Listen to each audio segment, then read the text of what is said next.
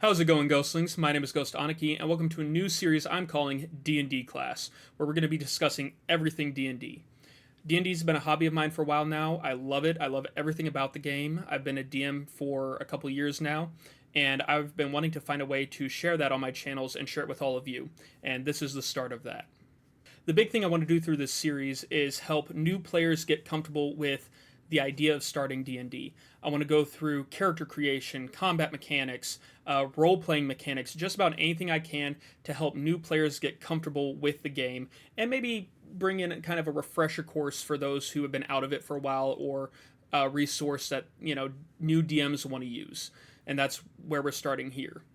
That being said, what I think is probably the most confusing and possibly off-putting thing for a new player is character creation. You look at the 5e character sheets, and there's a lot to it. You have a lot of boxes for personality-based things, backstory, abilities, equipment, all sorts of things, and it can be a bit overwhelming for a new player. And so that is where we're going to start, is how to make your first character. So I went ahead and downloaded a PDF of the 5e character sheets. I got this from Wizard of the Coast's website. And here you can see I've got the page for my abilities, my basic personality traits, my equipment, features, traits, all sorts of stuff there. I've got the character personality and appearance sheet that goes over the character's backstory, their appearance, any organizations or allies they have, any additional features and traits, things like that. And the spell casting page, where you can list all your spells, your cantrips, your spell casting ability, and spell save DC, things like that. That's what that looks like. And we're going to be filling this in as we go bit by bit. To start, we're just going to be focusing on this here: the class and level, the background, the race, and the alignment. Now, character creation starts typically with one decision we have to make. It could be a class or race that we want to try out. It could be a backstory we want to turn into a whole character, or a character design that we want to give a backstory to.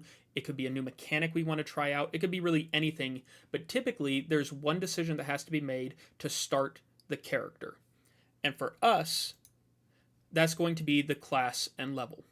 We are going to be making a level 3 bard. Reason being, level 3 gives us access to the subclass option that every class has, and so we can kind of begin to look into that and see what that means. Other reason is that the bard gives us access not only to spellcasting, and a pretty simplistic spellcasting at that, it's a good starting spellcaster, but it also has a lot of abilities and stats that go into martial combat, so you have a good middle ground between both for a starting player. Now, I should take a second and mention the resources I'm using. Like I said, the PDF that I'm using to fill out the character sheet I got straight from Wizard of the Coast's website. It's a free downloadable PDF that you can get, and you can fill out your character sheet and then print it out. It's an easy way to do it.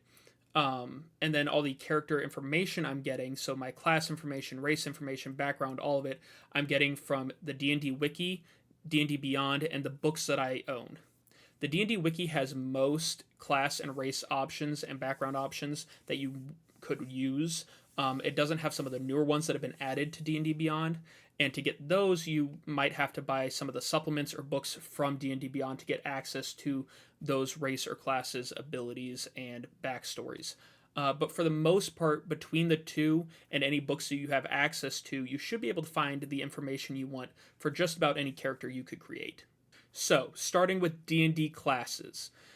There are 13 official D&D classes that you can choose from, along with some commonly used ones that are homebrews that your DM may or may not allow. But as far as official ones are concerned, there are 13. Your D&D class determines the majority of your abilities you have, your class features, things like that, the majority of your starting equipment, your spells that you have access to, your subclasses you have access to, and some character tropes you may or may not follow. So, as an example, for a bard, a character trope may be that they're singing a lot, or they are always entertaining people, or things like that. You don't necessarily have to follow those tropes, but it is common for a bard to be an entertainer. Every class has a chart you can follow along with level to level that lists out what perks you get at each level, meaning what ability features, how many spell slots at different levels, your cantrips known, your number of spells known, your proficiency bonus, all sorts of things.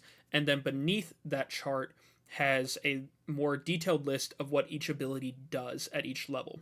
So as you can see here, as a level 3 bard, we have a +2 proficiency bonus, 2 cantrips known, 4 spells known, 4 level 1 and 2 level 2 spell slots available, a d6 bardic inspiration die, the Jack of all trades ability, the Song of Rest ability, the optional magical inspiration, and the expertise ability. So here we have all of our level-based class features.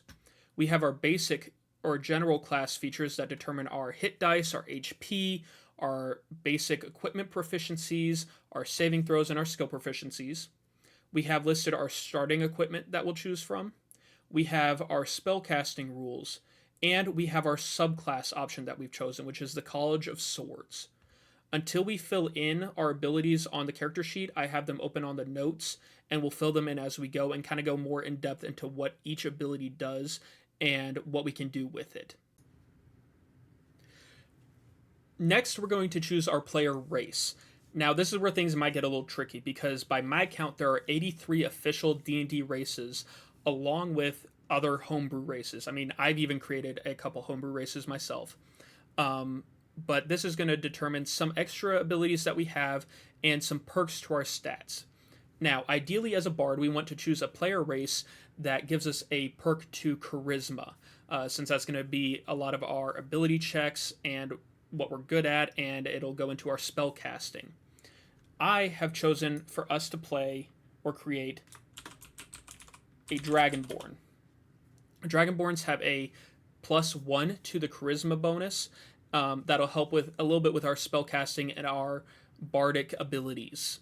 So I've gone ahead and added our race features and race details to our notes to fill in later. Our race features give us abilities and stat perks that other races don't. So as you can see here, a Dragonborn gives us a +2 to strength and a +1 to charisma. It determines our size, what size creature we are, our speed, our languages that we can utilize, and some of our other abilities that we have access to. And then the race details are things suggested in the stories of the races that we can kind of use as a guide for how to create our character.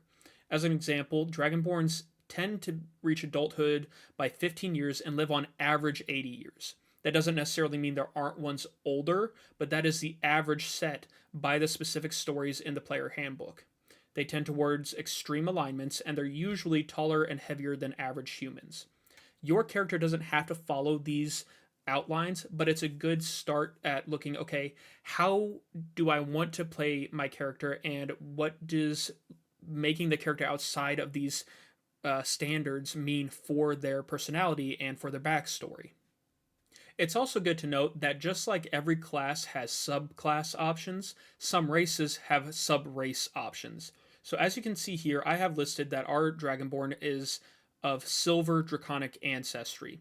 What this means is that our Dragonborn has come from a lineage of silver dragons.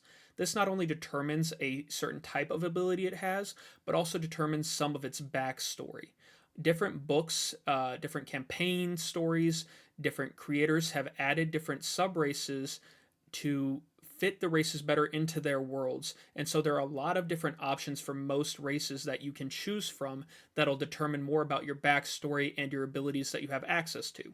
So now that we've got our race features typed in and noted, we're going to start choosing our background.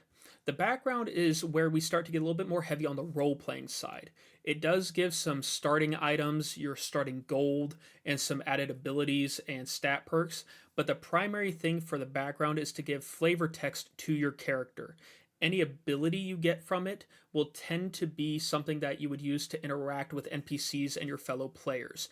And each background gives some possibilities that you can use for your character's personality, their ideals, their backstories, their flaws, their connections, all sorts of things like that. And this is where your character's story really kind of starts to get fleshed out.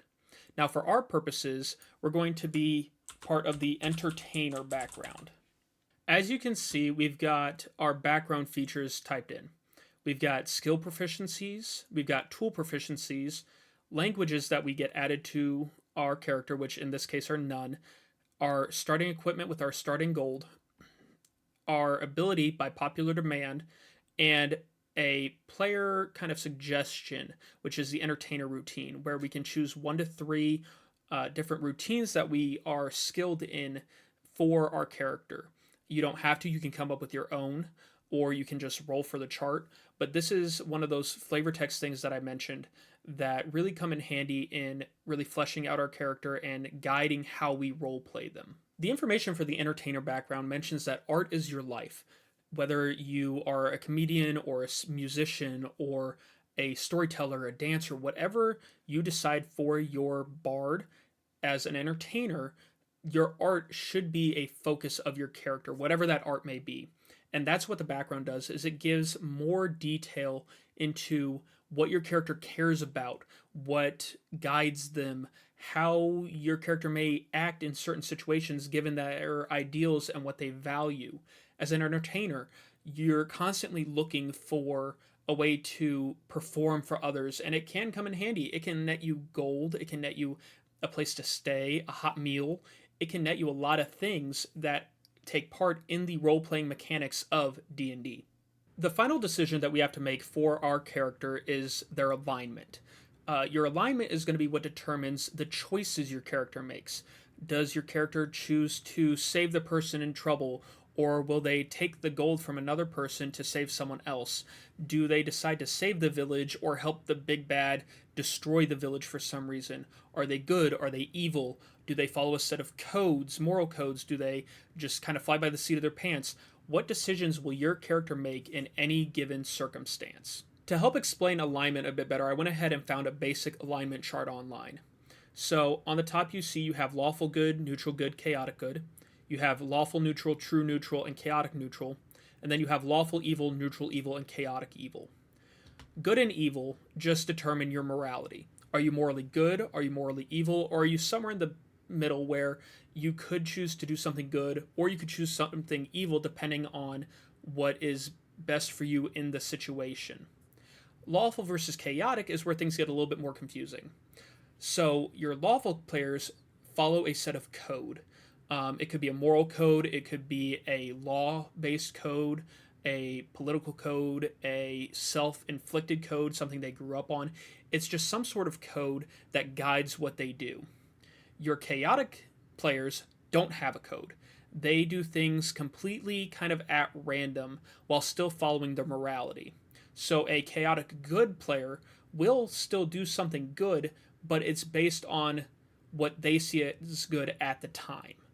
If you want to get into more detail about what each alignment means, there are a lot of discussions and explanations online that you can find. Some of them are in the framework of that kind of chart where you can look up the charts and it explains each one in different scenarios.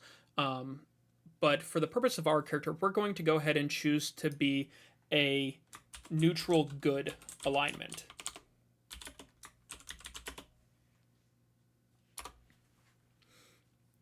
What this means is that our character does good, but they don't necessarily follow a set of codes.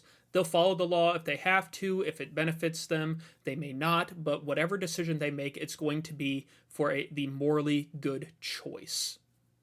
So there you have it. This is the basics for the character we're going to be building. We're a level 3 bard, we're a dragonborn with the entertainer background, and we are neutral good alignment. Now, there were some topics that I wanted to touch on before ending off. The first being leveling up. The DM has a choice in how they want their players to level up. The two typical types being milestone leveling or experience leveling. Milestone leveling just means that at different points in the story, the players will level up. This is a very story-driven kind of leveling up, and it's pretty easy to follow. You don't have to do a lot of math for experience points. Everyone levels up at the same rate. There's not any added math or details that you have to keep track of. But it also doesn't really promote as much in the sense of your side questing and your world exploration and world building. Experience point leveling does take a little bit more work. There's more details in keeping track of where each of your party members are at, the level up chart that is in the books, the experience points your different monsters and tasks reward. There's a lot more math and detail involved in that way, but the players can explore the world a bit more. They have more reason to go out and fight in different dungeons and find monsters and do different things to level up. The next thing I wanted to bring up is multi-classing. Now, multi-classing is something that's a bit more detailed, and it may be something that I go into more detail in a later video, but for now I wanted to give you the basics. Multi-classing is just taking on 2 or 3 or more different classes as you level up. It kind of works similar to a skill tree in an RPG. At each level, you can choose to allocate that level to one of your classes that you've chosen and gain the features for that level of that class. So say we chose to be a bard and a fighter, and we've hit level 5. We've taken 3 levels in bard, and we've already taken 1 in fighter. That 5th level, we can either choose to gain the features of a level 4 bard in addition to a level 1 fighter, or we can have the level 3 features for a bard and then gain the level 2 features of the fighter and have all those together. It typically means that you level up slower, but you gain more abilities, and it can add some flavor text to your character. For a first time player, I wouldn't necessarily suggest it. I'd suggest keeping to just one class until you get it down and get comfortable with playing. But it is a good way to add some interest to your character and add some new possibilities in terms of their backstory, their combat mechanics, all sorts of things like that. The last thing I wanted to bring up is feats. Each class in D&D at different levels has additions to their stats. Rather than gaining features, you get to allocate a certain amount of points to up your stats. Feats are an alternative option for that. A feat is essentially something that is given to your character that gives them a new ability. It could be something that allows for dual wielding. It could be something that allows for mounted combat. It can be any sort of ability that you get rather than taking on those stat perks.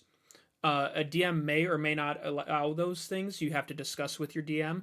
And the DM may award feats for specific acts of roleplay or combat in the game. That's essentially what it is rather than taking stat perks at certain level points, you get a new ability.